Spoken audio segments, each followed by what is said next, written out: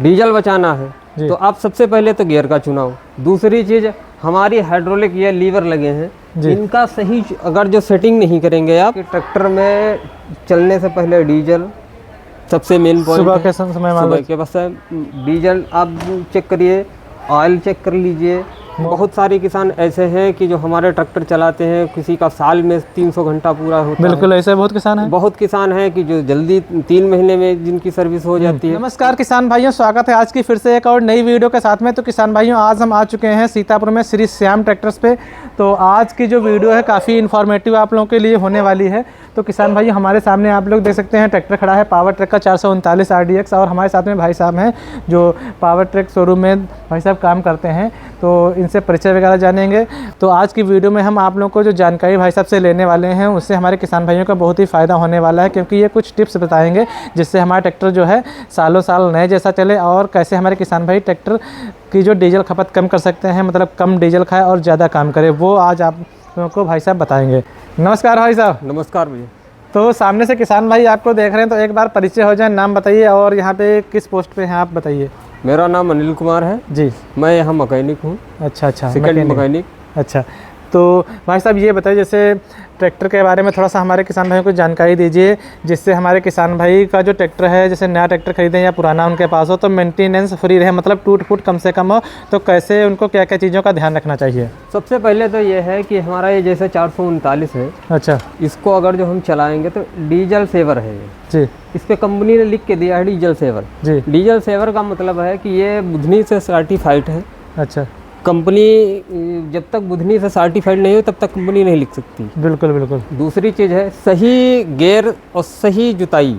बिल्कुल बिल्कुल सही बात। जब तक सही गियर आप नहीं चुनाव करेंगे तब तक आपका डीजल नहीं बचेगा। हाँ, मान लो आपने गियर ऊंचा लगा दिया, खेत गीला है, खेत गीला है, आपने जहाँ पर गियर ऊंचा लगा दिया, हाँ, दूसरे के हाई में लगा दिया तो ट्रैक्टर दबेगा, डीजल ज्यादा खाएगा। हाँ। या लोग या पहले हाई में है या तीसरे लो में चलने वाला है, चौथे लो में चलने वाला, पहले हाई में चला रहे हैं। सही गियर का चुनाव ये है कि जैसे हमने कल्टीवेटर पे चलाया, कल्टीवेटर पे 1500 से 1600 RPM होने चाहिए। अच्छा अच्छा। उस टाइम पे अगर जो हम गियर का चुनाव सही नहीं करेंगे तो ट्रैक्टर दबेगा, जब दबेगा तो डीजल खाएगा। बिल्कुल बिल्कुल बिल्कुल, ओवरलोड होगा। दूसरी चीज है कल्टीवेटर में, अगर जैसे हमने कल्टीवेटर से जुताई कर रहे हैं, उसके बावजूद डीजल बचाना है तो आप सबसे पहले तो गियर का चुनाव। दूसरी चीज, हमारी हाइड्रोलिक ये लीवर लगे हैं, इनका सही अगर जो सेटिंग नहीं करेंगे आप, तो आप नहीं डीजल बचा कल्टीवेटर पे। बिल्कुल बिल्कुल। हायरों पे ज्यादातर किसान भाइयों को पता नहीं रहता कैसे एडजस्ट करना क्या है। यही गलती करता है कि इस लीवर वो बार बार उठाएंगे फिर गिराएंगे। सेटिंग नहीं करेंगे तो कल्टीवेटर कहीं लगेगा, कहीं नहीं लगेगा, खेत भी बढ़िया नहीं बनेगा, डीजल का एवरेज भी नहीं मिलेगा। तो थोड़ा सा हमारे किसान भाइयों को ये बताइए, मैं ट्रैक्टर का जो मेंटेनेंस कम से कम कैसे रहे, टूट फूट कम कैसे हो, ये चीज़ें बताइए थोड़ा सा। देखिए, ये ट्रैक्टर में पैसा लगाता है किसान जी।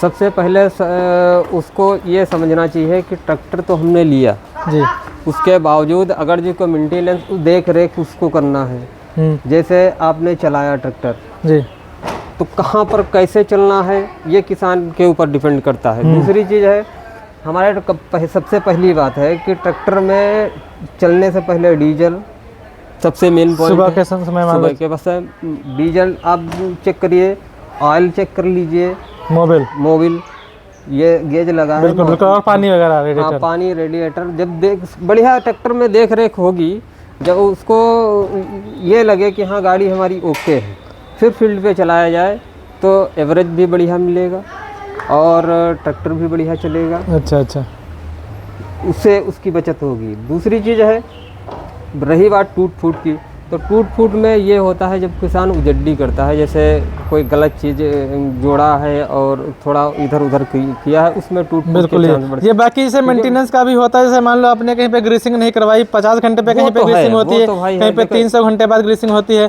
वो चीज़ें थोड़ा सा हमारे किसान को बताइए। टाइमली, सबसे पहले टाइमली सर्विस। अच्छा। इंजन की जान है ऑयल ग्रीसिंग। अच्छा अच्छा। अगर जो आप सर्विस लेट कराते हैं तो इंजन जाएगा।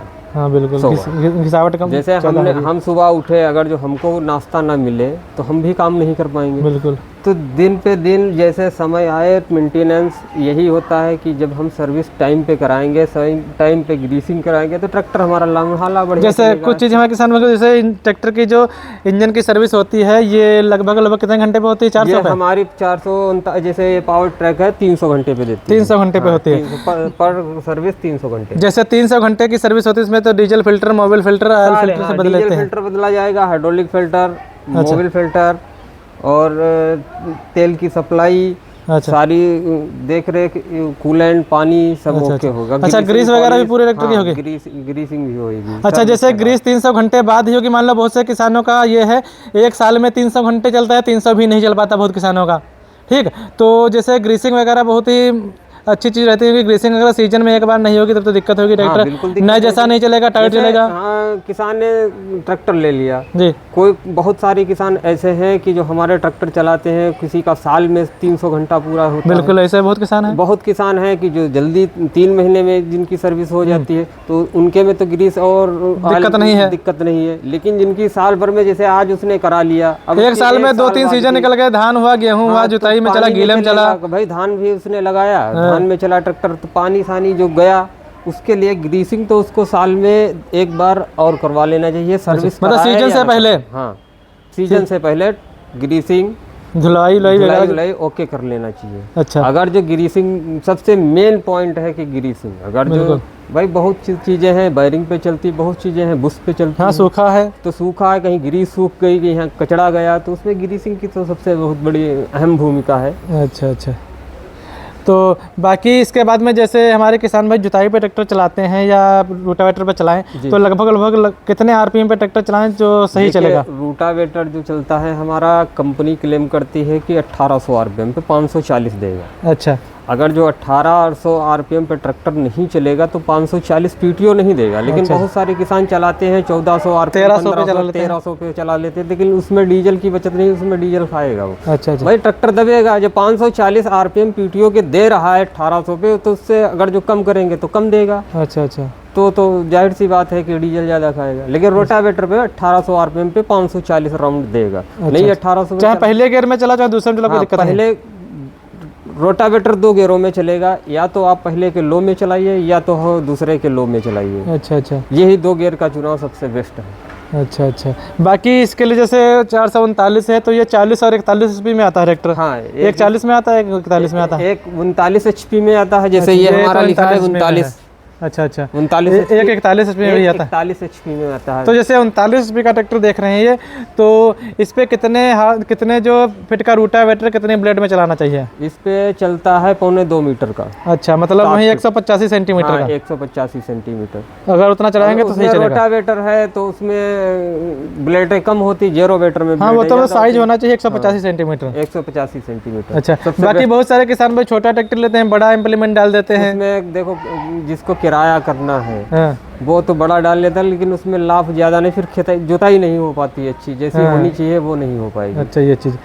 तो भाई साहब आपसे बात करके काफ़ी अच्छा लगा और आपने हमारे किसान भाइयों को बहुत ही अच्छी जानकारी दी, जिससे वो हमारे किसान भाई अपने ट्रैक्टर का मेंटेनेंस के बारे में जिससे उनको पता चला।